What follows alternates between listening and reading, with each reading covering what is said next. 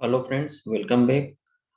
I hope you all are doing great. So आज हम वापस से लेकर आए हैं कि लास्ट वीक मार्केट में क्या हुआ और आने वाले वीक में ऐसा कौन सा इवेंट है जो मार्केट में इसका असर देखने को मिल सकता है। सो हम स्टार्ट करते हैं निफ्टी के साथ। अगर आपको पता होगा, मंडे को निफ्टी में काफ़ी जोरदार गिरावट के साथ शुरुआत की थी। निफ्टी ने लगभग 16,782 रुपये के आसपास का लो लगाया, जिसका बाद में अगर आप देखेंगे तो निफ्टी में उसी दिन सेम डे 380 पॉइंट की रिकवरी भी देखने को मिली थी। इसके अलावा अगर हम बात करेंगे तो लास्ट वीक मार्केट में सच कुछ ज़्यादा मूवमेंट तो नहीं आया है, स्पेशली अगर हम इंडेक्स की बात करें निफ्टी की। पर मार्केट ने कुछ ऐसे लेवल्स जरूर क्रिएट किए हैं जिसका हमें आने वाले टाइम में ट्रेडिंग करते वक्त हमें ध्यान देना बहुत जरूरी है। तो सबसे पहले मैं सपोर्ट की बात कर लेता हूँ। निफ्टी में दो इम्पोर्टेंट सपोर्ट बने हैं। एक है 16,930 का और एक 16,780 के आसपास का। ये दो लेवल जब भी अगर आप आगे आप जो भी आप ट्रेडिंग करें तो जरूर इस लेवल पे आप ध्यान रखें।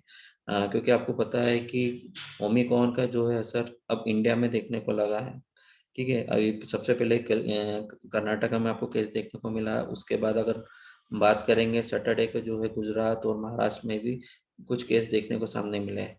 और लेट्स सपोज कि अगर इंडिया में केसेस बढ़ते हैं और अगर उसका असर शेयर मार्केट में पड़ता है, तो ये दो ऐसे लेवल होंगे जहां पर आपको आपके पोर्टफोलियो को और आपके ट्रेड्स को आपको जरूर नजर रखनी चाहिए। आपको इन लेवल पे अलर्ट रहना बहुत जरूरी रह जाएगा। इसके बाद अगर मैं बात करूं रेजिस्टेंस की, तो 17,500 के आसपास मुझे लग रहा है कि एक रेजिस्टेंस है। अगर मार्केट में तेजी चाहिए तो कम से कम उस लेवल के ऊपर सस्टेन करना मार्केट को बहुत जरूरी हो गया है।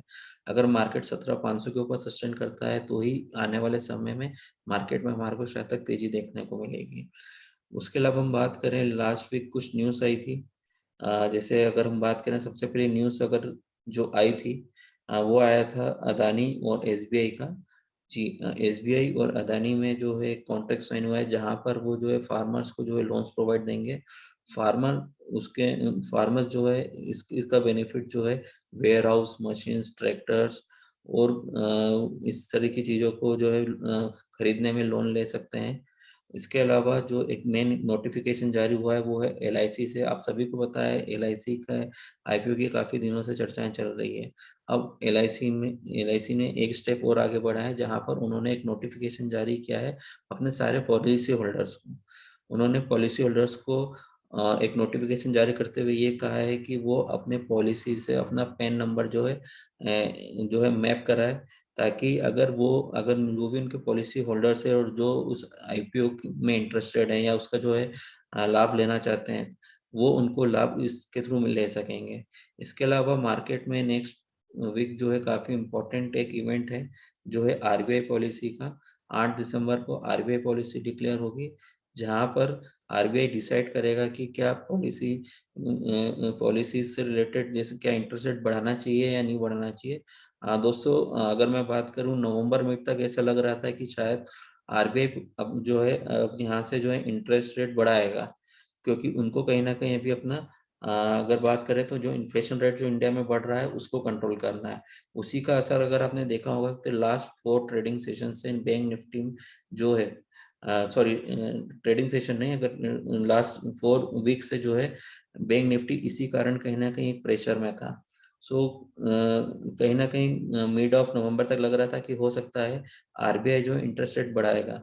पर लेकिन अभी अगर हम बात करें, जो लास्ट टू लास्ट वीक जो अगर हम बात करें, जो एमिकॉन का जो असर देखने को मिला है, तो उसके कारण ये हो सकता है कि आरबीआई वापस से इस चीज के लिए विचार करे कि शायद अभी इंटरेस्ट रेट बढ़ाना सही नहीं हो, और हो सकता है वो कम से कम 1 महीना और वेट करेगी इंटरेस्ट रेट बढ़ाने के लिए।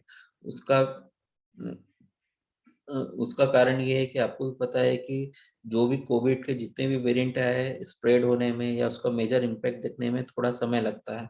तो आरबीआई भी यही करेगी, शायद तक वो वेट करेगी और चेक करेगी कि क्या इंडिया में ओमिक्रॉन का असर अगर बढ़ रहा है या नहीं बढ़ रहा है।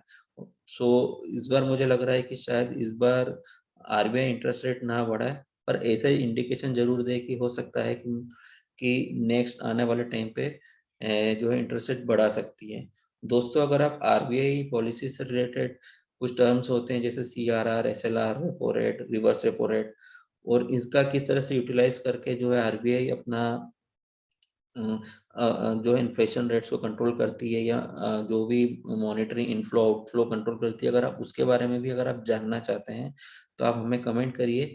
मैं और मेरी टीम जरूर इस तरह का एक वीडियो बनाएगी जिसमें आपको पूरी चीजें अच्छे से समझाई जाएगी कि आरबीआई जो है किस तरह से इन्फ्लेशन को कंट्रोल करता है अपने इस पॉलिसीज को इम्प्लीमेंट करते हुए। सो आज के लिए इतना ही, बाकी फिर मिलेंगे नेक्स्ट वीक के लिए। Thank you.